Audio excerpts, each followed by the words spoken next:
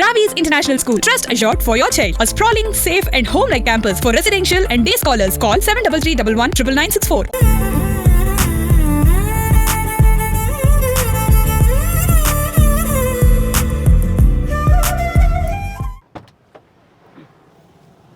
Hi hello welcome to Suman TV. నేను మీ రోషన్.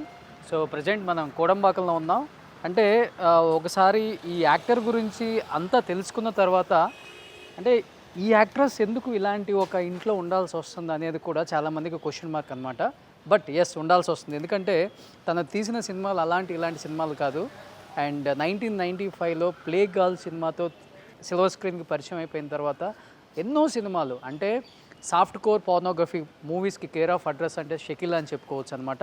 తను తీసిన సినిమాలు థియేటర్లో రిలీజ్ అవుతుంది అంటే పెద్ద పెద్ద హీరోస్ కూడా రిలీజ్ డేట్లు మార్చుకున్న రోజులు మనం ఎన్నో చూసాం. అండ్ మలయాళంలో ఆమె ఎంత పెద్ద పాపులర్ స్టార్ అందరికీ తెలిసిందే. కానీ చెన్నైలో పుట్టి కేరళలో అంత పెద్ద స్టార్గా ఎదగటం పక్కన పెడితే ఆ తర్వాత తను సౌత్ ఇండియాలో కూడా చాలా పెద్ద స్టార్గా ఎదిగి సో ఇలాంటి సినిమాలు తీసుకుంటూ ఎదిగి కానీ 2002లో ఒకసారి స్టేట్మెంట్ ఇచ్చారు, ఇప్పటి నుంచి నేను ఇలాంటి బీ గ్రేడ్ సినిమాలు తీయను అని చెప్పేసి.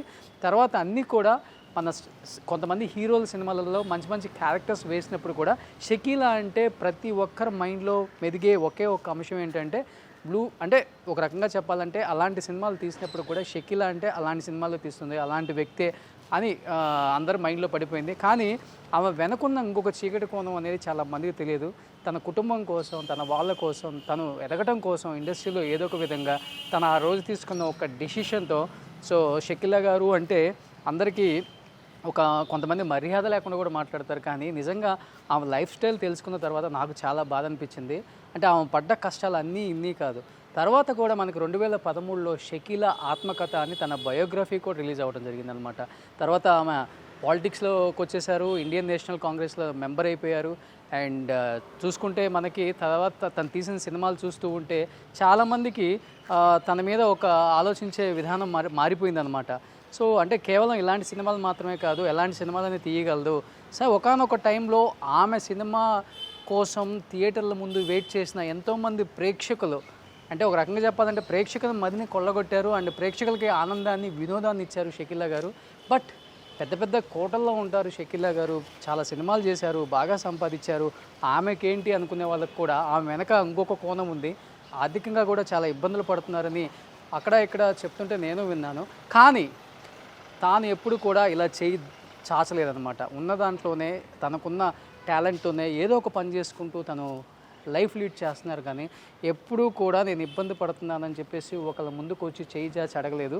ఈవెన్ నేను కూడా 2 సార్లు 3 సార్లు ఫోన్ చేసినప్పుడు కూడా ఎస్ ఫైనాన్షియల్ ప్రాబ్లం ఉంది, ఉన్నప్పటికీ కూడా నాకు వయసు ఉంది, టాలెంట్ ఉంది, ఏదో ఒక విధంగా నేను ముందుకు వెళ్ళగలను, నా బతుకు కోసం, నేను ఇల్లు రెంట్ కట్టుకోవడం కోసం, నా ఫుడ్ కోసం ఏదో ఒక విధంగా నేను సర్వైవల్ అవుతాను. కానీ ఒకళ్ళ ముందు చేయి చాచాలంటే నాకు చిన్నతనంగా ఉందని కూడా 2-3 సార్లు అనడం జరిగింది.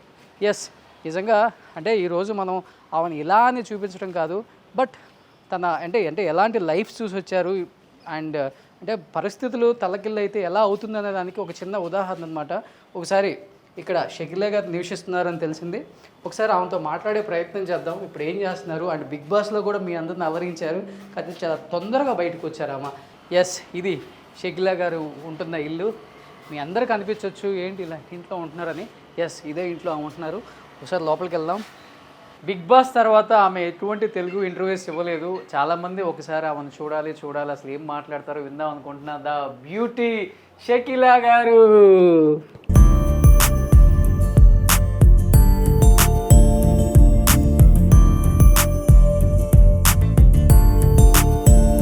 ఎలా ఉన్నావు? Super great. How are you madam? Very good. Very happy to see you. I'm very happy to see you. సరే, అన్నం తిన్నావా?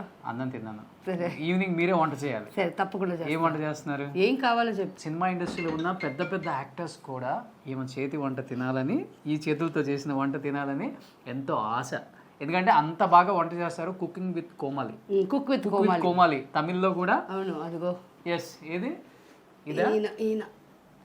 ఎస్, కుక్ విత్ కోమాలిలో ఆయన. ఎస్, వెనకుంది చూడండి. షకీలా గారికి అవార్డు వచ్చిందనమాట. అంత బాగా వంట చేస్తారు.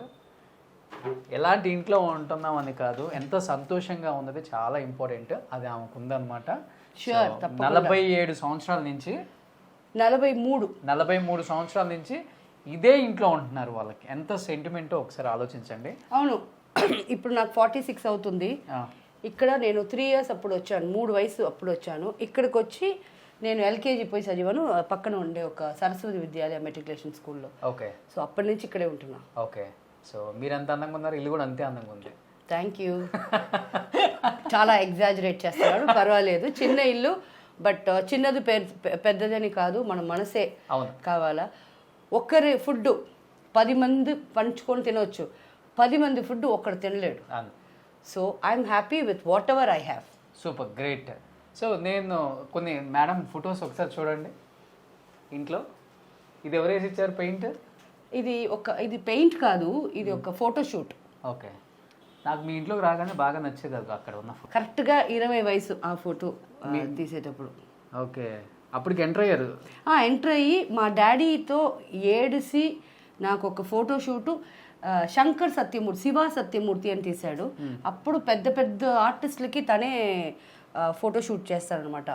అప్పటికి నాకు 20,000 అయింది అది చేసేదానికి. డాడీతో ఏడుపు నాకు. ఇది పెయింటింగ్, ఇది నాకు ఒక ఫ్యాన్ గిఫ్ట్ ఇచ్చాడు, బట్ ఈ ఆల్బమ్ రెడీ చేసేదానికి. సో అది లాస్ట్ డాడీ ఇది. సో అప్పుల్లో మలయాళం ఫ్యాన్స్ని ఇది కాదు, ఇది మనం సాయిరామ్ దాసరి చేసిన షకీలా రాసిన మొట్టమొదటి కుటుంబ కథా చిత్రం. ఓ ఇదేనది. అది ఓకే.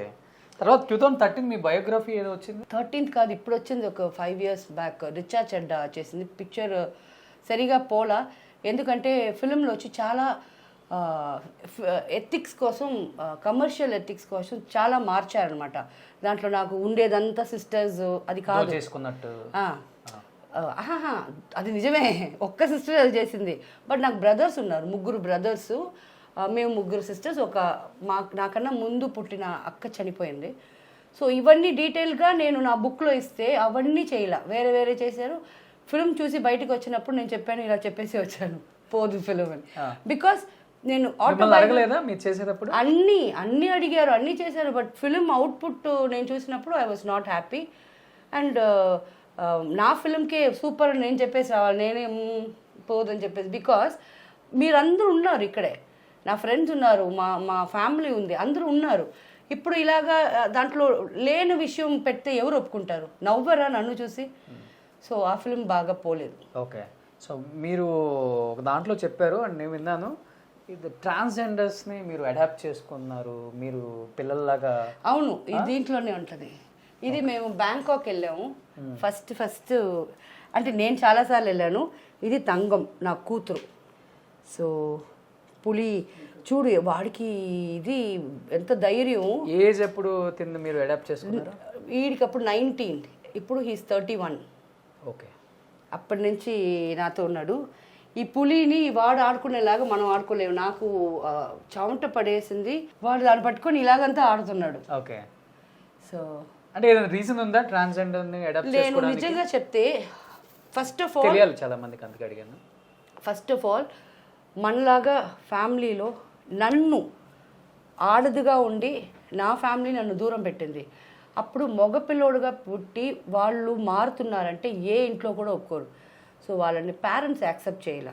వాళ్ళకి నేను ఎంతమంది కాడ మాట్లాడినప్పుడు వాళ్ళు బాధలు చెప్పుకుంటారు. అమ్మ నాన్న చూడాలని ఉంది, అక్కల చెల్లెల్ని చూడాలని ఉంది అంటారు వాళ్ళందరూ. అప్పుడు అనుకున్నాను, సో వీళ్ళకి కావాల్సింది డబ్బో గిబ్బో కాదు, ఒక అమ్మ ఇచ్చే ప్రేమ. ఓకే. సో నేను అనుకున్నాను నేను అమ్మగా ఉంటా. సో అందుకు తన తర్వాత నాకు ఇప్పుడే 50-60 మంది ఉన్నారు. అందరినీ కాదు, ఇప్పుడు ఈ వెనకాల ఒక 10 మంది ఉంటారు. ఆ 10 మంది నన్ను వచ్చి నాని అంటారు. నేను అమ్మ అంటే, తనకి కూతుర్లు అంటే నేను అవ్వ అవుతాను. అలాగా హ్యాపీ లైఫ్, హ్యాపీ. సో నిజంగా ఒక ముస్లిం ఫ్యామిలీలో పుట్టి అంటే ముస్లిం ఫ్యామిలీలో ఎన్ని రిస్ట్రిక్షన్స్ ఉంటాయి. ఒక అమ్మాయికి గడప దాటకూడదు, బుర్కా వేసుకోవాలి, ఎవరికి ఫేస్ చూపించకూడదు, ఇవన్నీ దాటొచ్చి ఈ స్థాయికి వచ్చి ఎన్నో అవమానాలు దాటొచ్చి అంటే నాకు చెప్పారు కదా, బయట గడప తాటకూడదు, అది చెయ్యకూడదు, ఇది చెయ్యకూడదు. ఎవరన్నా ఒక్కరు ఒక్క పూట అన్నం పెట్టారు నా ఫ్యామిలీకి? ఎవరు పెట్టలా. సో నన్ను ఇదంతా చెప్పిన వాళ్ళకి I just don't bother about you people. వద్దు, నాకు నా ఫ్యామిలీ ముఖ్యం. Super, great. సో నిజంగా చెప్తున్నాను, చాలా పెద్ద పెద్ద ఇల్లులు చూపించాను నేను, బట్ ఆమె ఈ ఇల్లు చూపించేటప్పుడు కూడా ఎక్కడ అబ్జెక్షన్ చెప్పలేదన్నమాట. ఇంత చిన్న ఇల్లా ఇదని ఏమన్నా అనుకుంటారో ఏమీ లేదు. తన లైఫ్ స్టైల్ ఎలా ఉందో, తను ఎలా ఉన్నారో ఫస్ట్ నుంచి ఇప్పటి వరకు అలానే ఉన్నారు. అండ్ దాన్ని సంపాదించింది ఏ రోజు కూడా నాకు పోయిందే, నేను మంచి పెద్ద కోటల్లో ఉండలేదు, పెద్ద కార్లలో తిరగలేదన్న చిన్న బాధ కూడా లేదు. ఎన్నో ఇయర్స్ నుంచి చూసినాను తన్ని, ఇలానే నవ్వుతున్నారు, ఇంతే హ్యాపీగా ఉన్నారు. ఏ రోజుకి కూడా ఇలా పెట్టడమే కానీ ఇలా చేయి చాచను నేను అని నాకు చాలాసార్లు చెప్పారు. నిజంగా అలా ఉన్నారు కాబట్టే మిమ్మల్ని ఇంత దూరం తీసుకొచ్చారు. ఇప్పటికీ ఒక 10 మందికి హెల్ప్ చేయటమే కానీ అన్నం పెట్టి పంపిస్తారు ఎవరు వచ్చినా కానీ, ఆమె వంట చేస్తారు. అంటే ఎవరికి ఉంటుంది ఇలాంటి మంచి గుణం? సో లైఫ్లో అన్నీ చూసి వచ్చినా కానీ ఇలా ఉండటం, ఇంత డౌన్ టు ఎర్త్గా ఉండటం. ఎవరిని అడిగినా కానీ ఇండస్ట్రీలో నాకు ఇంత కష్టం ఉంది, నాకు ఒక ఇల్లు ఇవ్వండి, సొంత ఇల్లు లేదు చెన్నైలో, హైదరాబాద్లో అయినా ఇవ్వండి అంటే మీకు నేను ఇస్తాననే వాళ్ళు 100 మంది ఉంటారు. అవునాలే? తర్వాత వాళ్ళే వచ్చి కూర్చుంటారు దాంట్లో. మగవాళ్ళు కాడ ఈ మైనస్ కూడా ఉంది. అవునా? అవును. చూడటం ఎందుకు మనకు తెలీదా? ఏదన్నా ఇస్తానని చెప్తేనే ఇక్కడే వచ్చి కూర్చుంటారు. ఇంకా ఇచ్చేస్తే ఏమైపోద్ది? వాళ్ళకి ఇలా కూర్చోవాలి పిల్లిలాగా. ఎప్పుడు వస్తున్నారు సార్, మీకు వంట చేయాలా సార్? పోరా. Yes I'm single, I'm the queen of my territory. Super. ఇది నా టెరిటరీ, నా పర్మిషన్ లేకుండా ఎవరు రాలేరు. నేను ఎవరి టెరిటరీకి లోపల వెళ్ళను, నాకు అది ఇష్టం లేదు. So happy. గ్రేట్. ఇలానే ఉండండి షకీలా గారు. థ్యాంక్ యూ రా. ఇంత హ్యాపీగా ఉండండి. సో దేవుడు మిమ్మల్ని ఎప్పుడు సంతోషంగానే ఉంచుతారు.